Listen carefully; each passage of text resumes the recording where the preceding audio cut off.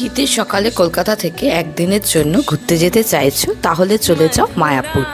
কারণ এই মায়াপুর কিন্তু ইসকনের একটা বড় মন্দির আছে। এখানে সারাদিন কাটিয়ে মায়াপুরে আরও বিভিন্ন মন্দির আছে, সেগুলো দেখে আমি সাজেস্ট করবো একটু যদি হাতে সময় থাকে এই গঙ্গা নদীটি পার হয়ে চলে যাও ওই পারে নবদ্বীপে। নবদ্বীপেও কিন্তু প্রচুর মন্দির আছে।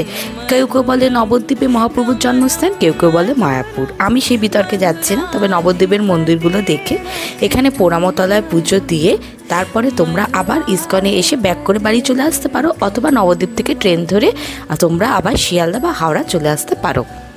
তাহলে আর দেরি কেন, তোমরা শীতের একটা দিনে কলকাতা থেকে যারা যেতে চাইছো তারা একদিনের জন্য মায়াপুর বা নবদ্বীপ ঘুরে দেখতে পারো। আর যারা চাইছো স্টে করবে তাদের জন্য কিন্তু মায়াপুর আর নবদ্বীপে অনেক অপশানস আছে, এখানে হোটেল আছে, সব কিছু আছে। তো দেরি না করে মায়াপুর আর নবদ্বীপ ঘুরে দেখো, যেটা কলকাতা থেকে